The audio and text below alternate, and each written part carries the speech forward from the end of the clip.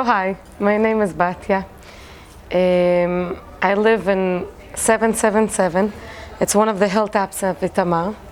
And I'm very blessed, I feel very blessed to be part of this story today. I was born and raised actually here in Jerusalem and in the city. And after I finished national service, I went traveling and I visited a friend of mine that lived in an organic farm in the middle of nowhere. So I'm driving to this farm in the middle of nowhere and you have to hitchhike, which is out of my world then. And I came there, it was 7:30 p.m. So in Jerusalem, it's only the beginning of the morning, you know, people wake up and start their nightlife. But over there, everyone was asleep, and it was as if I came there at 4 o'clock in the morning. And everyone is there in their 20s, you know, young people. But okay, so I came to visit her and I went to sleep. And when I woke up in the morning, we went shepherding. And for me, first of all, as a human being, just it was so beautiful, it was breathtaking.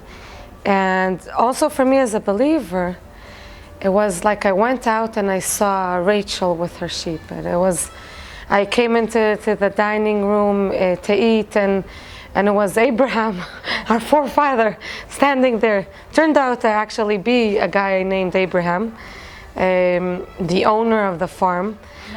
Yeah. With his, you know, gray beard and very tan and blue eyes and, you know, very tough person. It's like I was dropped in the middle of Genesis. It was, I don't know, it's crazy. It was like I was supposed to be born in such a place, and I don't know what did I do in these wasted 19 and a half years. And I really felt like I want to come back there. I don't know when, I don't know how, but I want to be back here. And I was very privileged to be able to come there and work for a while. I thought for 1 month, but I figured I won't tell them.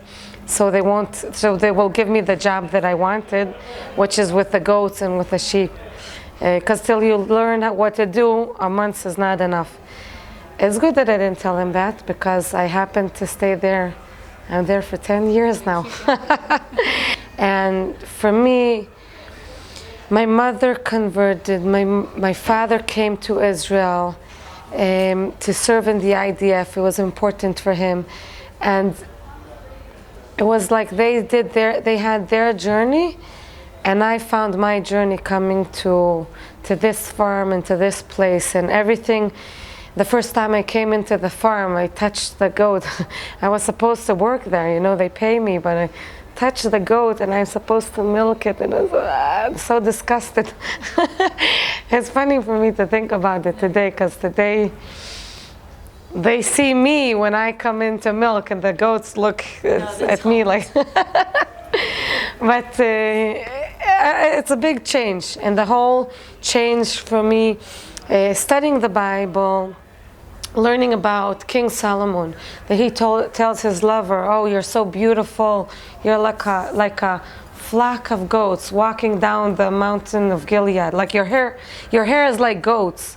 Your teeth are like sheep walking out of after they wash." I would never marry Yaakov if he would tell me my hair is like goats. You know, my teeth are like sheep. I mean, really? And you're supposed to be the smartest man on earth? But when I went shepherding, it was eye-opening, because I realized that shepherding, you go with goats. They spread out.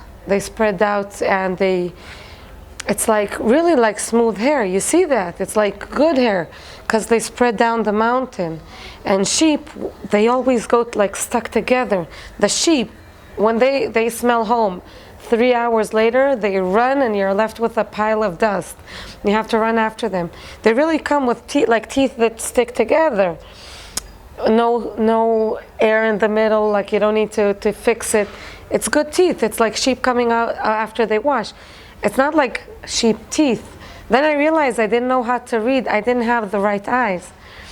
And I was a good student in Bible classes. But coming to this place, into the land. So I can see what they used to see, and I understand it from a different way.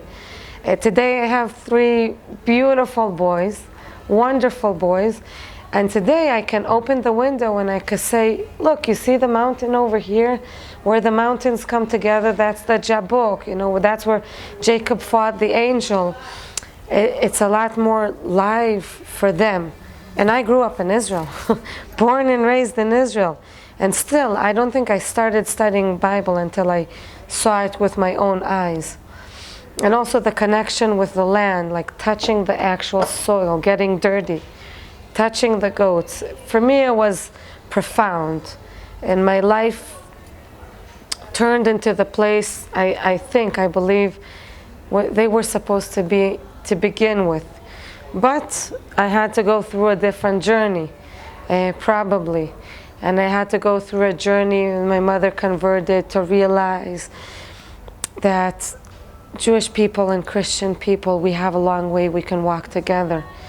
And that I won't be afraid of Christian people, being honest. Because it's just good people and eyes, and we seek just good people seeking the truth and seeking good lives and wanting and to sit at the end of the day, with our cup of coffee, and to see that our family is healthy and fine, and we're in peace, and like that. That is the biggest goal. To look at myself in the mirror at the end of the day, after 120 years, and to know that I did my best. So that is hopefully the goal now. So explain to people that don't know what a settlement is and how living there is different than living like in a normal neighborhood, because a lot of people don't know what that is. So today, a settlement means it's across the green line. It means that, what does it mean? It means that by international law, it's an illegal place. It's the biblical land, but the state of Israel hasn't decided that it's part of the state of Israel officially. It hasn't decided otherwise. It's not like I'm breaking the law. Everyone knows that this place exists. We have almost 500,000 people, Jewish people living there. But it's controversial. I live there as a believer because it's the biblical land. I live there because I believe in people and I believe in hearts. But many people don't. Why is it different? So one thing is it's controversial. The second thing is it happens to be that we face more threats of terror attacks today. There are different times, but today. Another family in Itamar, which is the community that I belong to, was murdered. To the Fogel family it was pretty famous at the time. It was exactly around this time of Purim. That Friday night is the Shabbat. So the oldest girl, now she's 21. But she used to be, 14, I think. And she went to a youth movement, and her parents told her they'll leave the door open. The doors are always open. I didn't have a door at all to my house at the time, because whatever, I got married young, we didn't have money for a door, so we didn't have a door for a while, for over a year. And so they left the door open, but apparently 2 terrorists, teenagers, 17 and 19-year-old, came into the house, slaughtered the father, 2 boys, 1 baby girl, Hadass, is also the name of Esther, when she was 4 months old, and shot the mother. She was the only one that was able to fight them a little bit, so they shot her. And when she came home, the door was locked, and she heard one of her brothers, they were 6 kids, crying, and she didn't understand why did her parents leave the door locked. Why don't they wake up to crying brother. And so she came to my friend, Vital Mendelevich, to the neighbor, and she said, I don't know, they probably forgot, and she helped her climb in through the window. So this girl, this young girl, she found her parents, her 3 siblings, literally in their blood. And my neighbor said she heard this great screaming. And they took her out and they looked for them, and they were able to run away. They were captured later on. So we know that they climbed in through the fence in a place, the only place without cameras, and one of them wanted to commit suicide, so he said, let's try to get as many Jewish people along with us. They're both alive, by the way, but the terrorists, yeah. But that was a big stopping point. We had a big meeting then. What do we do now? Because we won't go kill anyone. But you know, my friend, my neighbor, she took her baby girl, she left her house for half a year. Because it could have been her house, because it's next door, you know? It happened to be another family, and then with our faith, so we say, okay, it's meant to be. But it's an earthquake. What do we do? It's so easy to come in 15 years of your life, it just like that, and the whole world stops. But a new life starts after that. But what do you do? And in the funeral, they read a letter that the mother wrote to her daughter after they were moved out of their home a few years before. And that was like she wrote her a letter to the funeral, and she quoted a prayer that we say on Friday nights. And it said, it's a song, it's a love song that we say to the Shabbat, to the Sabbath. And it's like we're the groom and the Shabbat is the bride, the Sabbath is the bride. And we come and you say, you rejoice. And the words say, you stand up, you rise from the ashes, wear the dresses of the glorious dresses, your beautiful dress, shake off the ashes off your clothes, and move on. Hitna'ari me'afar kumi, you stand up from the ashes, you wear the dresses of glory, and you move on, because that's what we have to do. And that's the song, that's the prayer that we say for all the people arising from the Holocaust as a nation. You rise up from the ashes, you clean your clothes, you wear the clothes of glory, and you go and receive the kala, the bride. And we're just a small piece of an ash, of our sand. And we went all through this journey.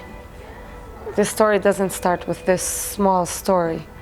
It's much greater. The whole story is a greater puzzle. So that's what the mother, Ruti, said, that's what we should do. My friend, by the way, after half a year later, they have animals, so her husband lived, whatever. She was considering to leave. I told her that she has to leave because she's traumatized, you know? Someone else has to continue.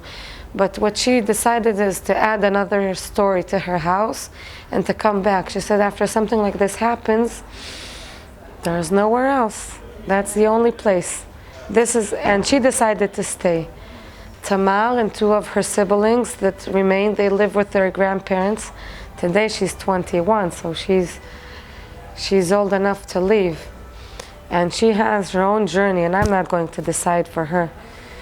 But for me, so one thing is that I built a door because my mother was freaking out.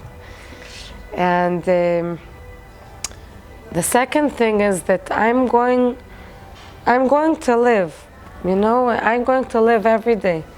If God forbid something is going to happen to me, God forbid. At least I know that while I was living 100%.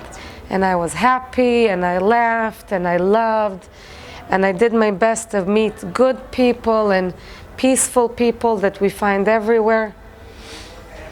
And at least I die when I die, not like every day a little bit.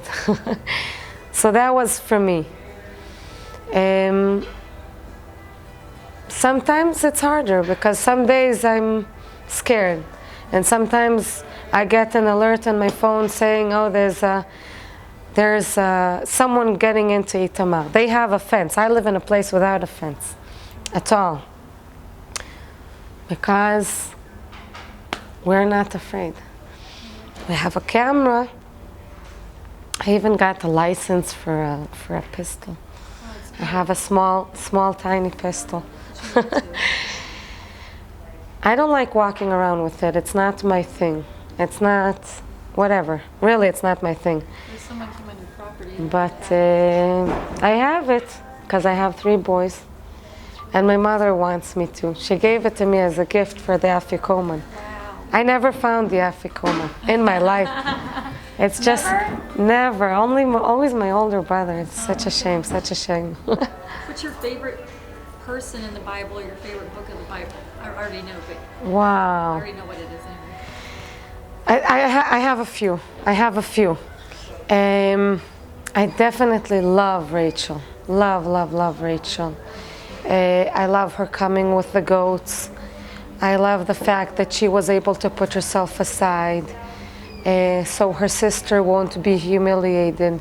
It's such a small story, but it affected like the whole everything. I love her. I love King David is a huge one. I love the fact that he did things wrong. I love that. And he sinned. And we all sin. I mean, that is why God created us people and not angels. And it's beautiful and wonderful that it's in our faces to remember that when we sin, it's part of our journey. It's part of who we are. It's part of what we need to do. I say in Hebrew, a sin is chit. See, if you aim with a gun, you shoot. If you miss, so that's a chit. You miss the point, you miss the target. And every time you sin, you miss the target. So it's like a thread is being cut. So you need to tie it again. When you fix it, you're a little bit closer because the string is a little bit closer. So every time is like a shortcut, in a way, fixing everything that is problematic. And the courage that he had, and him being humble, and dancing in front of the Ark of the Covenant. Because it's not him being an important person, because it's not us.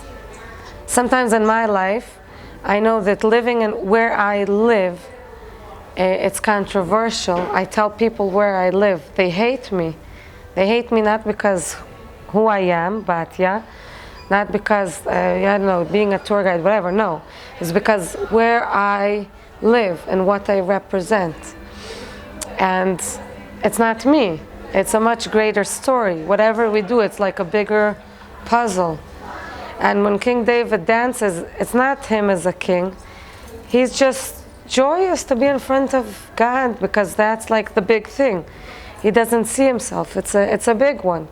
So to remember for him to dance and to look silly, for me, I learned from it sometimes how to face hatred. To remember that it's not me. It doesn't. And also when people love me, it's not me. It's just like what I represent in the picture and the place that I was put in this world, in this place, and the path that I was brought. I love that. I love Queen Esther.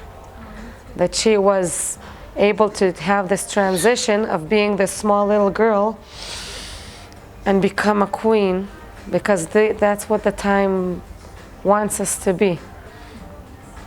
Sometimes it's a bigger time and we have to do big things, and sometimes to live in places that are dangerous and scary, because that's the time, because that's where we're at, and that's our struggle today. We want nice, pleasant life, but what happens when it's not?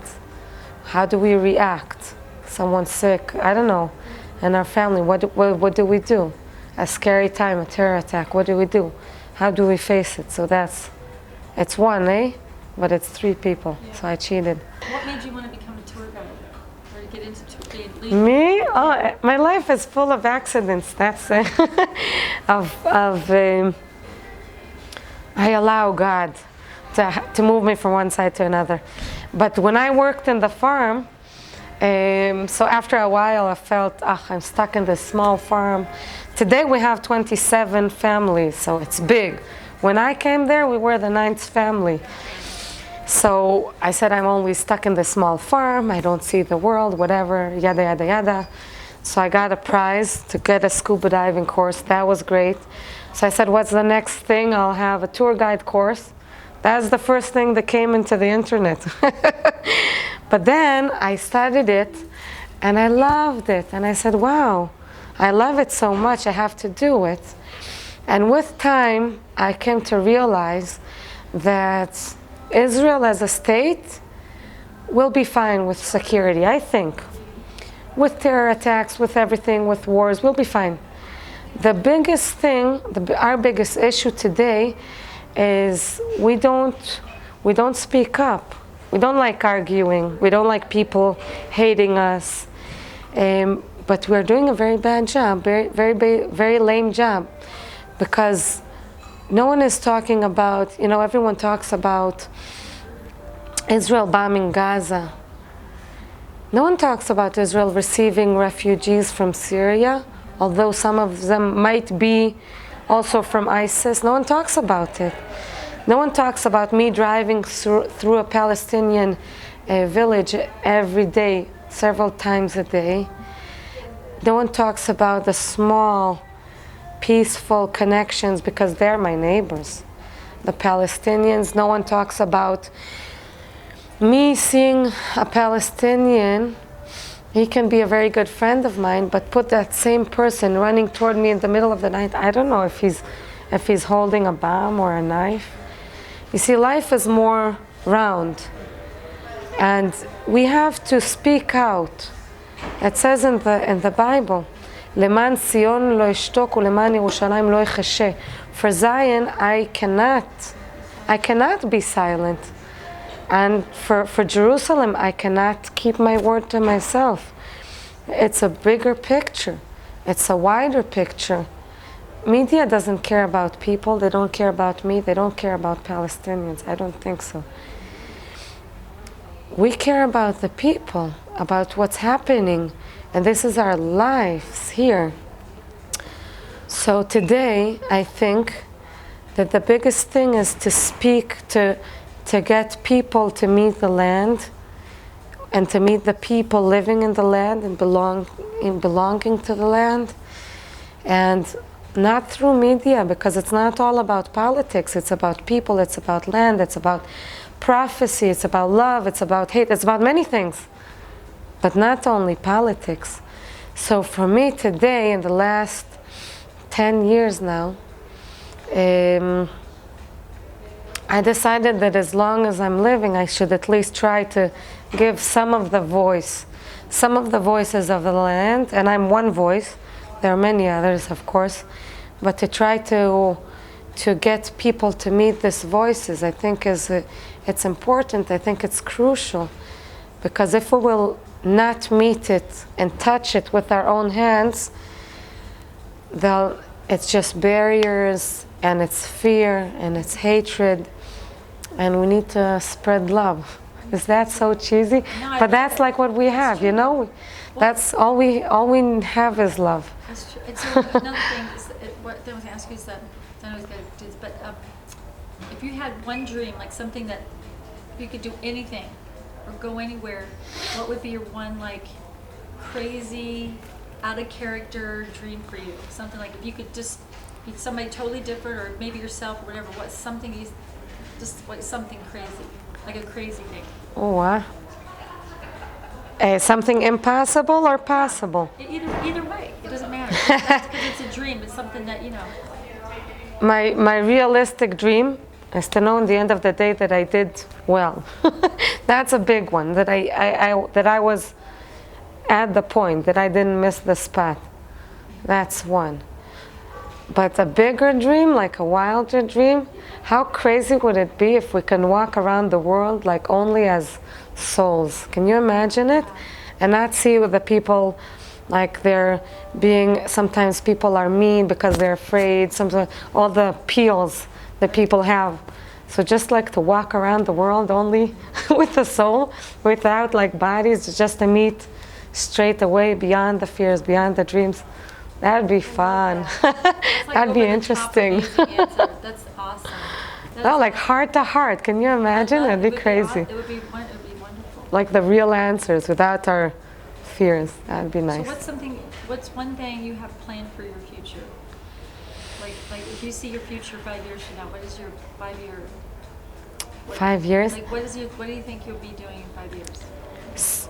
I want to continue the same thing that I'm doing right now. For me, as a private person, you know, to have my small, nice family healthy and happy, I'll be satisfied. For a bigger one, for the community, now we have 27, so in 5 years, let's try to be 100, 1,000, you know, to to thrive, to have such a big blessing that, you know, everyone will be able to come and walk around, and it's so beautiful. It's beautiful. Well, thank you, Batya. You're really special to me. I tell you, she's special. You're so special to me. I love you so much. I do. You're the best teacher ever. So thank you for your interview today. Thank you.